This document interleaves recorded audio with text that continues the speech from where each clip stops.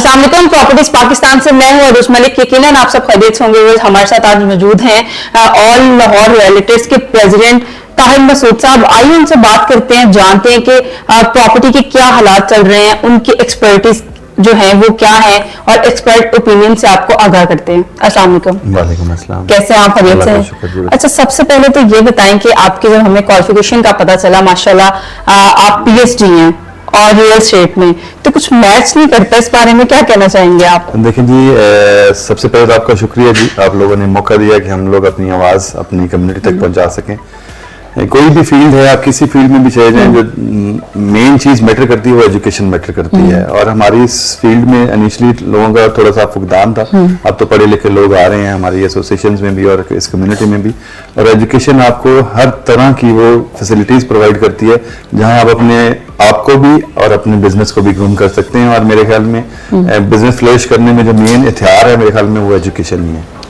अच्छा, आपको माशाल्लाह 25 साल हो गए इसी फील्ड में, तो क्या आपके एक्सपर्ट ओपिनियन क्या है कि रियल एस्टेट किस तरफ जा रही है, क्या स्कोप आ रहा है, किस तरह से इसको मजीद बेहतर किया जा सकता है? जी, पहले तो आज से कुछ अर्सा पहले जब मैंने अपना करियर स्टार्ट किया था तो रियल एस्टेट को एक बहुत ही नेगेटिव इम्पैक्ट के साथ देखा जाता था और बहुत कम लोग थे इसमें।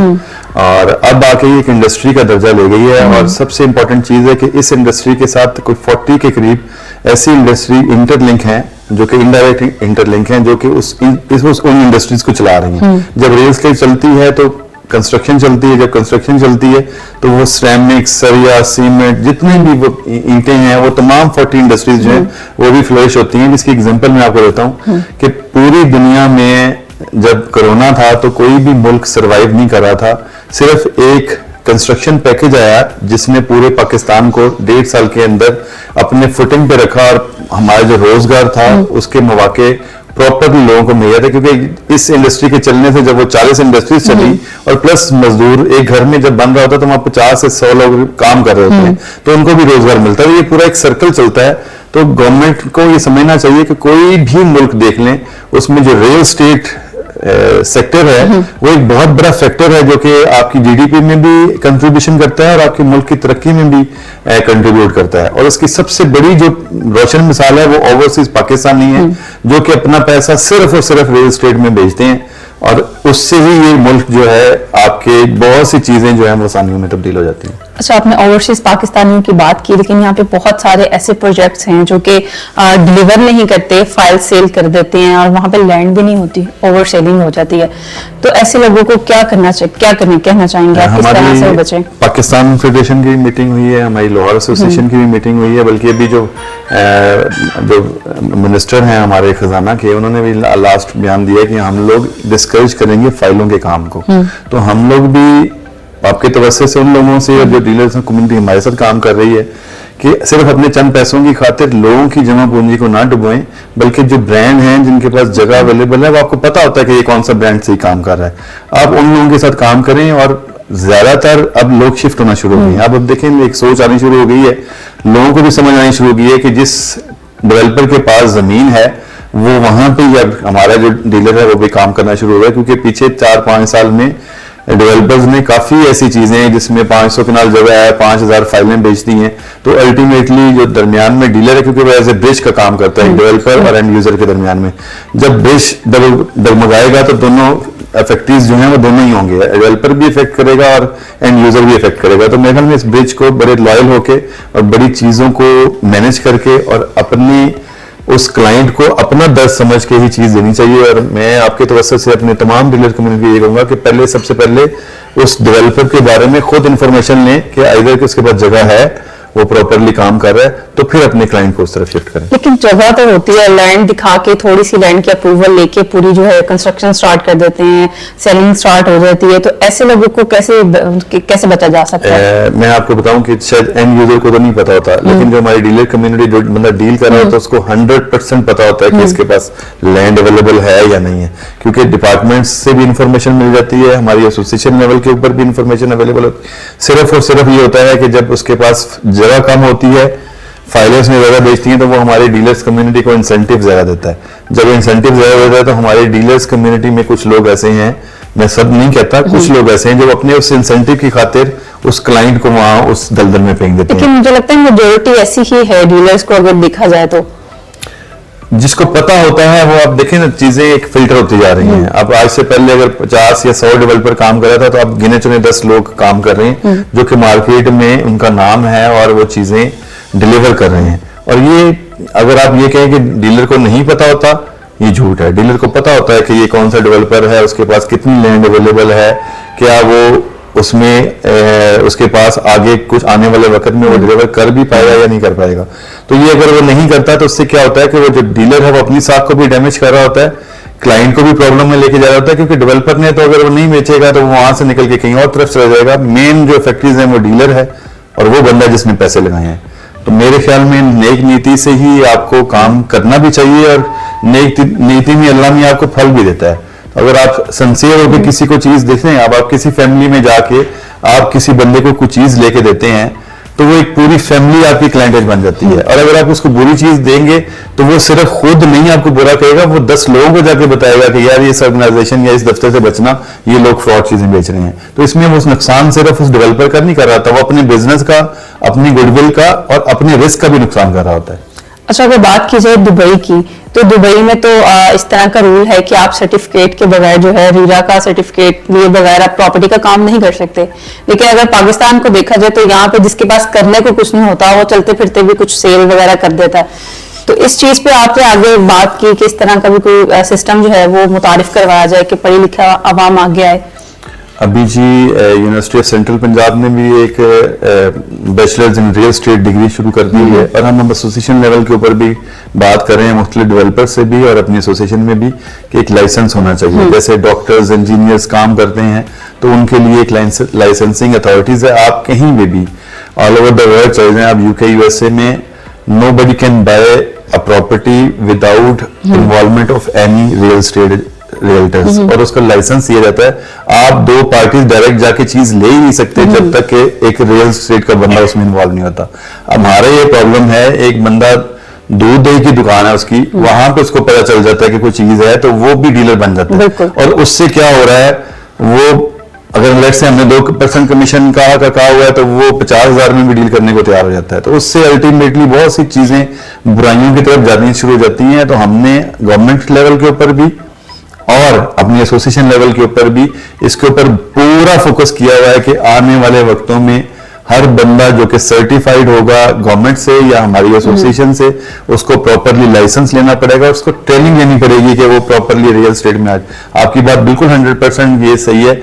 जिसको कोई चीज नहीं मिलती वो एक थोड़ी सी शॉप बनाता है, इवन शॉप भी नहीं जाता, वो मोटरसाइकिल के ऊपर सर्वे करता है और वो रियल एस्टेट का काम शुरू कर देता है, जिससे कि बहुत सी बुराइयां जन्म ले रही हैं। और इसके ऊपर सद्देबाब के लिए हम जो हमारी एसोसिएशन है पाकिस्तान लेवल के ऊपर भी हमने बहुत बारीक बीनी से इसको काम कर रहे हैं इसके ऊपर कि प्रॉपरली और वो लाइसेंस उसके ऑफिस में ऑलरेडी अवेजा हो, और विदाउट अगर किसी बंदे के पास लाइसेंस नहीं है तो उसको ना सिर्फ रोका जाए बल्कि उसके लिए कोई पनिशमेंट भी दी जाए ताकि ये चीजें एक बहुत स्मूथ वे से आगे जाए। लेकिन हर चीज के लिए टाइम लगता है क्योंकि ये अब एक इंडस्ट्री का दर्जा बनता जा रहा है और इसमें चीजें थोड़ा सा टाइम लगेगा, लेकिन इंशाल्लाह आने वाले वक्त में मुझे कभी उम्मीद है कि विदाउट लाइसेंस कोई बंदा भी रियल एस्टेट का काम नहीं कर सकेगा। इंशाल्लाह। आपने बात की ट्रेनिंग की, तो आप क्या समझते हैं कि ट्रेनिंग में क्या क्या चीजें शामिल होनी चाहिए, किस तरह से होनी चाहिए? लेकिन सबसे पहले तो मेन चीज है कि जो बंदा भी रियल एस्टेट का काम करता है उसको एटलीस्ट एक मिनिमम एजुकेशन लेवल रखना चाहिए, वो FA या BA जो भी है, ताकि वो चीजों को अंडरस्टैंड कर सके। दूसरा, सबसे पहले इसको बेसिक ट्रेनिंग ये होनी चाहिए कि वो रियल एस्टेट में 90% ऐसे लोगों को पता है, उनको इवन ये ही नहीं पता कि मरलाज की कैसे कैलकुलेशंस करनी है, फर्द क्या होता है, रजिस्ट्री क्या है, और वो उसकी जो लैक ऑफ इंफॉर्मेशन है वो अफेक्ट करती है जो बायर होता है उसको। क्योंकि जब उसके पास प्रॉपर इंफॉर्मेशन नहीं होती और एक बंदा फ्रॉड कर रहा है और वो एज ए ब्रिज के तौर पर काम कर रहा है, जब वो ब्रिज को ही नहीं पता तो जो इफेक्ट आना अल्टीमेटली उस परचेजर के ऊपर आना है, क्योंकि दरमियान वाले बंदे को जो आपस में इसका मैचअप कर रहा है उसको पता ही नहीं है। तो इन जो कोर्सेज होंगे वो यही होंगे कि रियल एस्टेट से जो बारीक चीजें हैं, जो कि एक जैसे डॉक्टर है उसको पता है वो ऑपरेट करने के, जब ऑपरेट कर रहा होता है उसको पता है इस वेन के नीचे क्या है या इस वेन के डैमेज होने से क्या चीजें बन सकती हैं, कौन सी चीजें इफेक्ट कर सकती हैं। अब एक लेमैन है, वो अगर कहीं कट लगाएगा तो उसको तो पता नहीं इसके नीचे मेन वेन है, वो कट गई तो इंसान की जान जा सकती है। इसी तरह अगर आप ट्रेनिंग देंगे फर्द की क्या इंपॉर्टेंस है, रजिस्ट्री क्या इंपॉर्टेंट रखती है, बयाने का पेपर कितनी अमाउंट का होना चाहिए और उसकी वेरिफिकेशन डिपार्टमेंट से जाके कैसे करनी है, और इसकी प्रॉपरली मेजरमेंट जो कब्जा देना है वो कैसे करना है, पटवारी के साथ आपका कैसे लिंक होना है, ये तमाम चीजें अब उसकी ट्रेनिंग में शामिल होती हैं। और जब आप ट्रेन करना शुरू कर देते हैं तो बहुत सी चीजें जो है वक्त के साथ साथ उसमें बेहतरी आनी शुरू हो जाती है, और ट्रेनिंग एक बहुत अच्छा अमल है। लास्ट टाइम हमारी मीटिंग हुई थी, हम ये भी कोशिश कर रहे हैं कि एसोसिएशन लेवल के ऊपर 100 का बैच बना के हम लाहौर की जो कम्युनिटी है उसको ट्रेन करें। अच्छा, आपको क्या लगता है कि रियल एस्टेट जो इंडस्ट्री है काफी अरसे से क्राइसिस में थी, तो क्या वजूहात हैं जिनको दूर किया जा सकता है, तो ये एक इंटरनेशनल जिस जैसे बाकी इंडस्ट्रीज हैं उस तरह से ये ग्रो कर सकती है? मेन फैक्टर है जी, जो हमारी अक्सर बात होती है, पाकिस्तान में इतना टैलेंट है कि शायद मैं पूरी दुनिया में काफी मुल्कों में फिरा हूं, जितना टैलेंट पाकिस्तान में है किसी शोबे में, चाहे इंजीनियरिंग साइड पे चले जाएं, आप डॉक्टर साइड पे चले जाएं। सिर्फ प्रॉब्लम ये है कि गवर्नमेंट कोई भी पॉलिसी बनाते हुए अपने स्टेक होल्डर्स को मुशावरत में नहीं रखती। आपने एक घर चलाना है ना, तो विदाउट मुशावरत वो भी नहीं चल सकता। तो एक मुल्क विदाउट मुशावरत कैसे चल सकता है? जब आप पॉलिसीज बनाते हैं, देखें आप फ्लाइट ऑफ कैपिटल दुबई की तरफ क्यों शिफ्ट हुआ, कि आपने टैक्सेस की यहां भरमार कर दी, तो जो बंदा, और ये कहा यह जाता है कि ये अनडॉक्यूमेंटेड पैसे हैं जिसको हम डॉक्यूमेंटेड करना चाह रहे हैं। अब हुआ क्या कि आप दूसरी तरफ देखें ना, आप अपॉर्चुनिटीज दें, आप प्रोडक्शन साइड के ऊपर लोगों को अपॉर्चुनिटीज दें, बिजली सस्ती करें, गैस उसमें अवेलेबल करें, आप जो एक्सपोर्ट के कोटाज हैं उनको बेहतर करें। वो चीजें तो हो नहीं रही अल्टीमेटली। जो बल्कि एक प्रोफेशन चल रहा था या जो एक डिपार्टमेंट चल रहा था, आपने उसको भी बंद कर दिया हैवी टैक्स लगा के। मैंने एक एग्जांपल दी एक मिनिस्टर के साथ, उनको मैंने कहा जी चाइना ने तरक्की की है माइक्रो इकोनॉमिक्स के ऊपर जाके, वो माइक्रो लेवल पे गया है, उसने अपनी सेल बढ़ाई है, प्राइस नहीं बढ़ाई। जब सेल बढ़ाई है तो वो माइक्रो लेवल के ऊपर, जब सेल बढ़ी है तो क्वांटिटी बढ़ी, जब क्वांटिटी बढ़ी तो वो पूरी दुनिया को ले बैठा। इसी तरह मैंने उनसे कहा जी, मैंने एग्जांपल दी, आप 10 रुपए टैक्स ले रहे थे आज से 2016 में, आप 100 लोगों से 10 रुपए के हिसाब से आपका वो 1000 रुपए बन रहा था।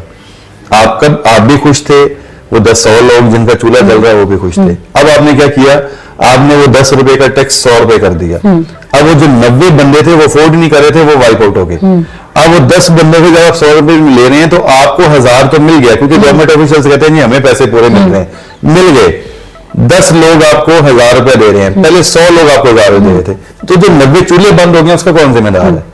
इसलिए मैं कह रहा हूं जब हम माइक्रो लेवल पे जाएंगे, अब आप देखें जिस तरफ आप चले जाएं, स्टाम्प फ्रोश इंडस्ट्री, आपकी जो कंस्ट्रक्शन इंडस्ट्री है वो बैठती जा रही है, क्योंकि एक बंदे को अगर 20-25 लाख रुपए ट्रांसफर फीस पड़ गई है तो वो क्यों इन्वेस्ट करेगा? इन्वेस्ट नहीं करेगा, वो दुबई में शिफ्ट होगा। इस टाइम बहुत ज्यादा पैसा हमारा दुबई में शिफ्ट हो रहा है। गवर्नमेंट के साथ हमारी मीटिंग चल रही है, अभी अल्लाह करे ये मार्च के मिड में एक पैकेज आ रहा है जिसमें जो आपके सेलिंग एक्सपेंसेस हैं वो नीचे लेके आ रहे हैं, टैक्सेस की रेशो नीचे लेके आ रहे हैं। जब रेशो नीचे आएगी तो चीजें ऊपर जाएंगी। हमारे साथ हुमायूं अख्तर साहब थे, वो पेप्सी को हेड करते हैं। मैंने उनको एग्जांपल दी, आप क्यों ईद के ऊपर सेल लगाते हैं, आधी प्राइस कर देते हैं, उसमें आपको प्रॉफिट ज्यादा होता है, क्योंकि जब चीज बल्क में बिकती है तो आपको उसका अल्टीमेटली एडवांटेज होता है। चाइना का सिर्फ एक तरीका है तरक्की करने का, माइक्रो इकोनॉमिक्स। उन्होंने नीचे लेवल के ऊपर प्राइजेज, आप उनके पास चले जाएं, आप कहेंगे मुझे 5 लाख की चीज का, वो कहेंगे जी अवेलेबल है। वो आप उनसे कहेंगे मुझे 5 पैसे की चाहिए, वो कहेंगे जी अवेलेबल है। इसी चीज के ऊपर उन्होंने तरक्की की है, और पाकिस्तान को भी यही मॉडल देना चाहिए। टैक्सेस कम करें, हम दावा करते हैं, बल्कि हमने मीटिंग में भी कहा था, आप टैक्सेस कम करें, आप हमें टारगेट देंगी इतने अरब का आपको रेवेन्यू चाहिए, हम वो प्रोड्यूस करेंगे। उससे क्या होगा, ये सर्कल चलेगा। जब ये सर्कल चलेगा तो मुल्क फ्लश करेगा। पॉलिसी आई नहीं है और लोग ये लोगों की ये प्रेडिक्शन है कि 2025 जो है वो रियल एस्टेट का है, तो ये क्या वजूहात हो सकती हैं? पॉलिसी काफी हद तक हमारी जो एक टास्क फोर्स वज़ीर-ए-आज़म ने बनाई है, उसमें हमारी जो फेडरेशन के प्रेसिडेंट है सरदार ताहिर साहब, वो उसका हिस्सा है। उनके साथ अभी भी लाहौर आए हुए थे, मेरे घर में उनके साथ मीटिंग हमारी हुई है। काफी चीजें स्मूथली डिस्कस हुई और फाइनलाइज भी हो गई हैं। उसमें सिर्फ 1-2 चीजें हैं, क्योंकि देखें हमारे इस मुल्क का अलमिया समझ लें, बदकिस्मती समझ लें, हमने जो भी पॉलिसी बनानी हुई है उसमें एक थर्ड पार्टी IMF की सूरत में हमारे साथ सर पे इम्पोज होती है। हम कोई भी पॉलिसी घर की बनाना चाहते हैं तो जिससे हमने कर्ज लिया हुआ है वो आके आपको डिक्टेट करना शुरू कर देता है कि आपने ये नहीं करना। हमारी को 90% चीजें फाइनलाइज हो गई हैं। इसमें 1-2 चीजें हैं जिसमें होता क्या है, जब आप, मैंने कहा ना, स्टेक होल्डर को आप इन्वॉल्व करते हैं तो हमें उन्होंने इन्वॉल्व किया, तो कुछ हम उनकी मान रहे हैं, कुछ वो हमारी मान रहे हैं। तो ये इंशाल्लाह at the mid of March या at the end of March आप एक अच्छी खुशखबरी सुनेंगी, और इंशाल्लाह इससे दोनों जो सेक्टर हैं, चाहे वो गवर्नमेंट है या हमारे जो दोनों स्टेक होल्डर्स हैं, वो इंशाल्लाह विन विन पोजीशन में होंगे।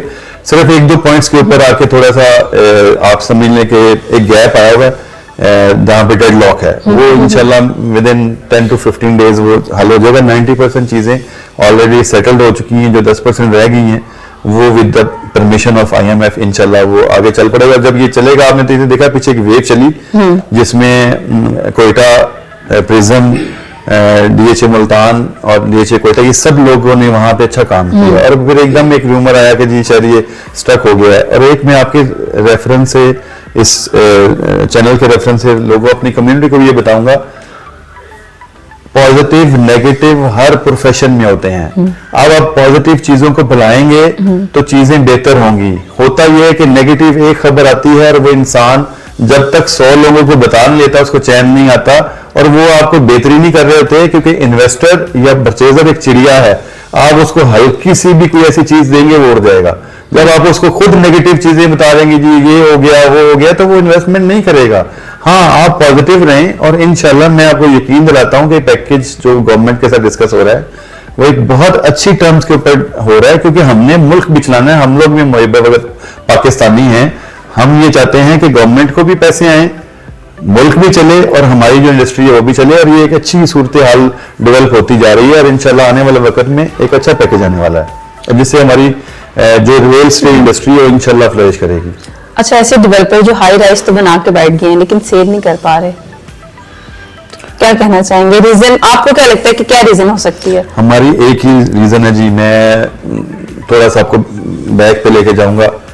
आज से 2001-2 में IT का दौर शुरू हुआ, तो हर बंदे ने 5 मरले घर था तो उसने वहां पे IT कॉलेज बना दिया। Being a nation, we are not trendsetter, we always follow the trend, और उसको भेड़ चाल के तौर पे इस तरह करते हैं कि उसके बाद उसको जब तक वो सत्यानाश ना हो जाए उस चीज का, हम उसको रोकते नहीं है।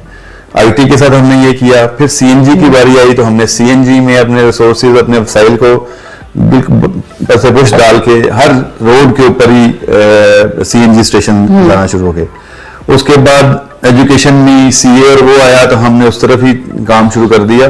तो कोई भी चीज है, अभी हाई राइज का हुआ था तो अब आप देखें हर बंदा हाई राइज की तरफ जाना शुरू हो गया।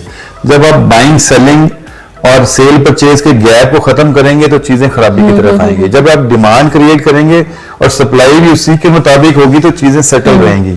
जब आप एक रोड के ऊपर 100 प्रोजेक्ट की परमिशन दे देंगे तो बायर तो वही है।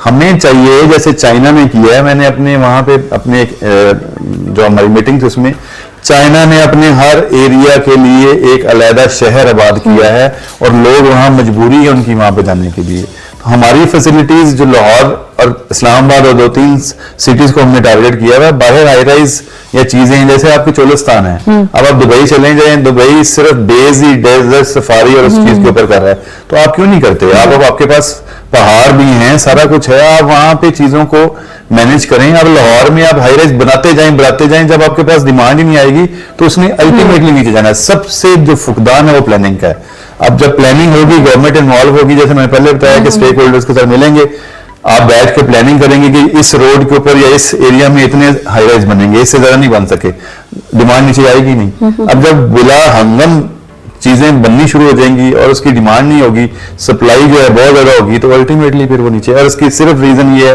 कि लोग कहते हैं जी एक ने बना लिया, दूसरे ने बना लिया, और वो ट्रेंड फॉलो करते करते जब तक कि वो आखिरी सांस तक नहीं पहुंच जाता हम उसको फॉलो करते हैं। अच्छा, आप प्रेसिडेंट है ऑल लाहौर रियल्टर्स एसोसिएशन के, तो रियल्टर्स के क्या मसाइल रहते हैं? उनको भी तो कोई शिकायत होंगी?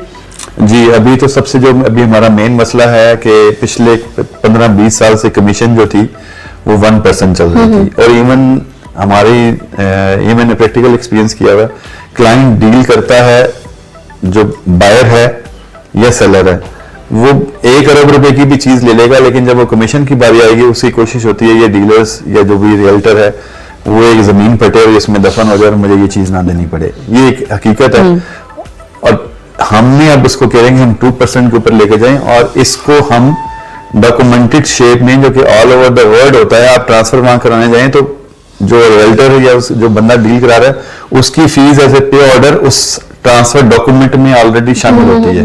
वो जब डिसबर्स होती है पेमेंट तो वो उसको एज इट इज उसका हक मिल जाता है।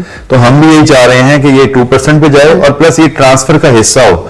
जो डॉक्यूमेंटेशन ट्रांसफर के लिए अथॉरिटी जैसे कोऑपरेटिव सोसाइटीज हैं, DHA या LDA है, वो ट्रांसफर सेट में उस डीलर की कमीशन का वो पे ऑर्डर लगाओ ताकि वो उसको मांगना ना पड़े, वो एज ए हक हो। और प्लस विदाउट प्रॉपरली ट्रेन्ड जो रियल्टर है उसके बगैर ट्रांसफर भी ना हो। हर बंदा जिसकी कोई भी काम है और वो रियल एस्टेट में काम कर रहा है, हम उसकी ऊपर भी पूरी कोशिश कर रहे हैं कि उसको भी रोका जाए और ट्रेन्ड और सर्टिफाइड जो लोग हैं वही रियल एस्टेट में आए और उसका एक मैकेनिज्म बने। हमारी अभी रेवेन्यू डिपार्टमेंट में DG हैं, एक खातून है, उनके साथ मीटिंग हुई, उन्होंने हमसे वादा किया है कि हम जो ट्रांसफर अथॉरिटीज हैं उनको हम इसमें इन्वॉल्व करें और डीलर्स की कम्युनिटी उनका जो इंसेंटिव या जो कमीशन है वो ट्रांसफर सेट के साथ एज ए पे ऑर्डर की सूरत में साथ मिले उसको। बहुत शुक्रिया आपके वक्त का। व्यूअर्स, हमेशा से हमारी ये कोशिश रही है कि रियल एस्टेट से रिगार्डिंग आपको ऑथेंटिक जो है इन्फॉर्मेशन पहुंचाई जाए। यकीनन ये वीडियो आपके लिए बहुत ज्यादा मुफीद होगी, इंफॉर्मेटिव होगी। इसके साथ ही रुज मलिक को दीजिए इजाजत, मिलते हैं अगली वीडियो में। अल्लाह हाफिज।